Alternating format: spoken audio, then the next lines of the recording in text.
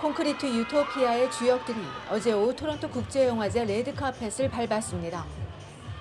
현장을 가득 메운 취재진들의 열기는 뜨거웠고 로이 톰슨을 주변을 에워싼 팬들은 큰 함성을 쏟아냈습니다.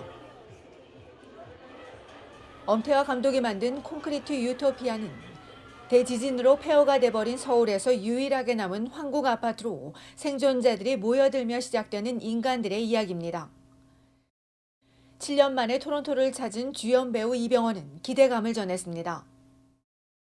지금 세 번째로 오는 것 같아요. 제가 놈놈놈 때 오고 또 매그니피센트 세븐 때 오고 지금 이제 7년 만에 또 토론토에 왔는데 오래간만에 이곳의 영화 팬분들과 만날 생각을 하니까 벌써부터 기대가 되고 어떻게 영화를 봐주실지 굉장히 궁금하고 어떤 캐릭터든 완벽하게 소화해내는 이병헌은 반전의 영탁을 통해 몰입도를 높이며 또 한 번 탄탄한 연기 내공을 터뜨렸습니다. 치열한 생존을 위해 외부인을 배척하며 점차 극단적으로 변화하는 모습을 신들린 듯한 미친 연기로 휩쓴 그에겐 일찍부터 천재 배우라는 찬사가 있어 왔습니다. 늘 행복하죠. 그리고 늘 감사하죠. 토론토와 인연이 있는 박보영도 오랜만에 인사를 전했습니다. 제 개인적으로 토론토 영화제에 세 번째로 왔더라고요. 그래서 저도 되게 정감이 있다고 생각을 하고 기대하는 거 반, 설레는 반 그런 마음으로 왔습니다. 박서준의 부인 명화 역을 맡아 처음부터 끝까지 자신의 신념을 잃지 않고 유지하는 유일한, 그러면서 영탁에게 맞서는 인물입니다. 제가 그 전에는 발랄하고 그런 모습들이 주였는데 이번엔 또 재난 영화라는 장르도 처음 하기도 하고 기존에 봤던 이미지랑 조금 다른 이미지가 있어서 그걸 좀 보여드리려고.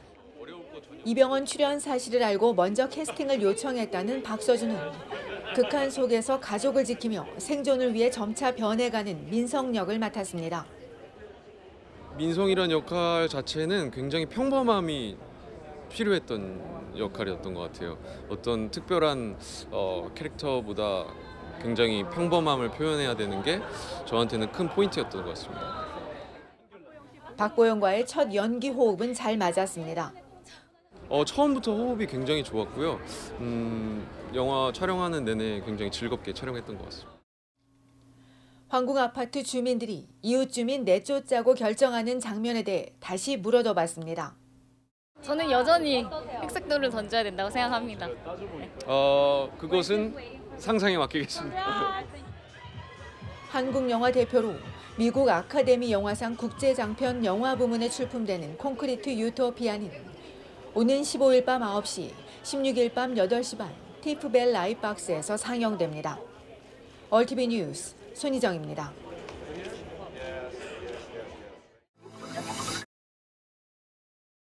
치솟는 금리에 콘도 물량이 시장에 쏟아지고 있습니다. 1년 반 동안 지속된 금리 인상을 감당할 수 없는 콘도 투자자들이 수백여 채 콘도를 시장에 내놓는 데다 일부 주택 소유주들도 집을 내놓으면서 이 숫자가 더해지고 있습니다.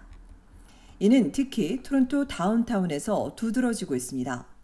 이처럼 콘도 물량이 늘어나면서 지난달 콘도 거래는 8% 가까이 증가했습니다. 그렇다고 평균 거래 가격이 오른 건 아니고 오히려 1% 떨어졌습니다.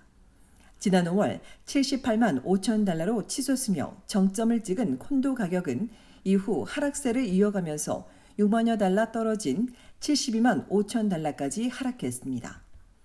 콘도 매물이 쏟아진 덕분에 구매자는 입찰 경쟁 없이 선택권이 더 넓어졌습니다.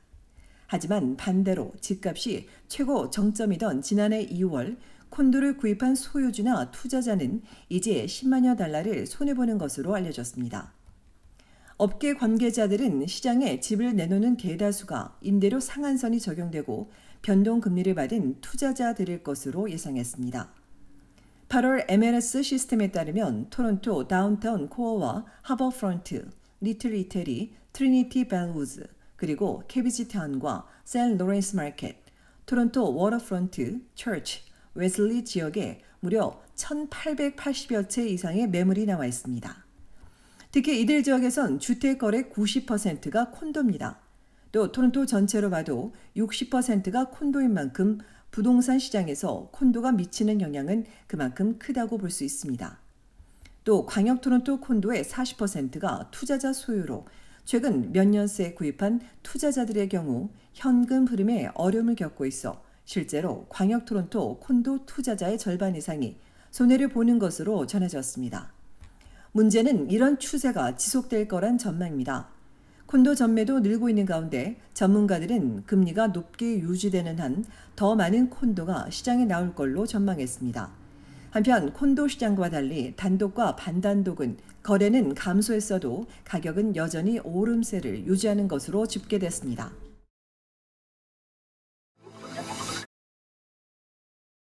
마스크 착용을 의무화하는 병원들이 다시 늘고 있습니다. 늦봄 또는 여름부터 마스크 의무를 해제한 병원들은 하지만 코로나19 확진자가 다시 증가하고 다른 호흡기 질환 시즌이 다가오자 다시 마스크 조치를 복원하고 있습니다. 오타와 병원은 오늘부터 대기실과 병실, 간호사실 등 진료구역에서의 마스크 착용을 의무화했습니다.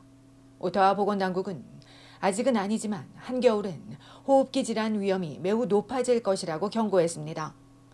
앞서 퀸스웨이 칼튼 병원도 지난달 28일부터 대기실과 진료실 등에 마스크를 의무화했고 온주 동부 어린이병원 역시 모든 진료 병동에서의 마스크 착용을 의무화했습니다.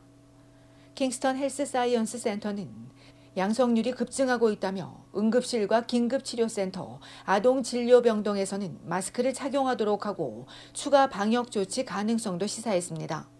코로나와 독감 등에 대비해 병원들이 직접 나선 것으로 일부 토론토 병원은 지금껏 마스크 착용을 유지하기도 했습니다. 온주에선 지난해에 이어 올해도 학교에서의 마스크 착용 의무화는 없을 예정입니다. 브리티시 컬럼비아주 보건당국도 마스크 해제 5개월 만에 재도입을 고려하고 있습니다. 최근 코로나19 확진자가 3배 증가했다는 정부는 이르면 다음 주 병원의 마스크 착용을 포함해 추가 접종 캠페인을 발표할 계획입니다. 앞서 7월 마스크 지침을 해제한 퀘벡주는 각 시설에 결정권을 일임했습니다. 한편 달아오지 대학 연구진에 따르면 코로나19 대유행 2년 동안 발효된 이동 제한 조치가 코로나 확산을 막는 데 기여한 걸로 나타났습니다. 반대로 방역이 풀리고 전염성 높은 오미크론 변이가 출현하면서 감염과 입원, 사망이 증가했다고 연구진은 덧붙였습니다.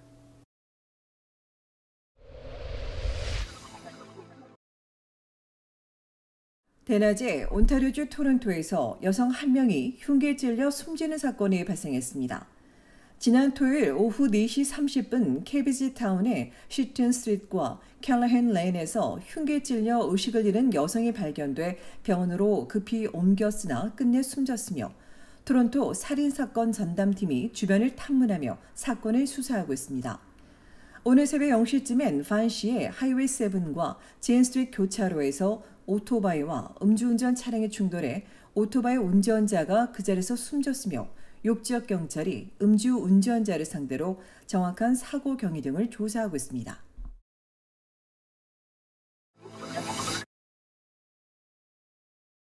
온타리오주 토론토 경찰이 지하철 2호선에서 발생한 폭행 사건의 용의자를 공개 수배했습니다. 범인은 지난 화요일 오후 3시 30분경 캐슬 프랭크역 승강장에서 지하철에 타는 중 시비가 붙은 여성의 얼굴을 가격해 의식을 잃게 만들었고 이어 자신을 말리던 또 다른 남성 승객의 얼굴도 폭행하곤 역 바깥으로 달아났습니다. 경찰은 체격이 큰 55세에서 60세 사이의 용의자가 짧은 검은색 머리에 회색 코스튬이 나고 범행 당시 주황색 티셔츠와 군복 무늬 야구모자, 검정색 바지와 신발, 검은색 배낭을 메고 있었다며 이 남성에 대해 알고 있는 시민들의 제보를 요청했습니다. 한편 최근 들어 대중교통 안에서 묻지마식 폭행이 증가하는 가운데 지난달 10일 저녁 8시 10분 윌슨역 버스에서 여성 승객 2명의 머리를 때린 39세 남성이 공개 수배된 이후 경찰에 체포돼 2건의 폭행 혐의로 입건됐으며 오늘 법원에 출두한 것으로 알려졌습니다.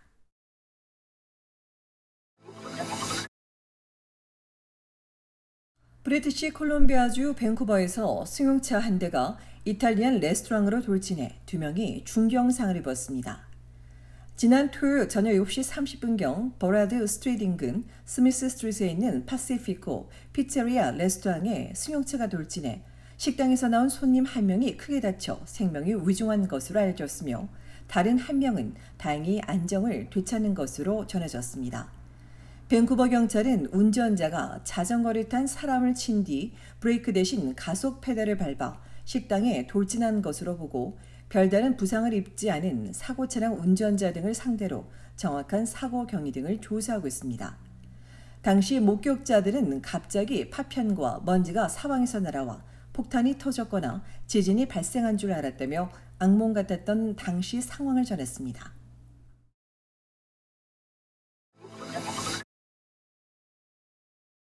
저스틴 트루도 연방 총리가 인도 뉴델리에서 열린 G20 정상회담을 마치고 어젯밤 귀국 예정이었지만 전용기 기체 결함으로 지연됐습니다.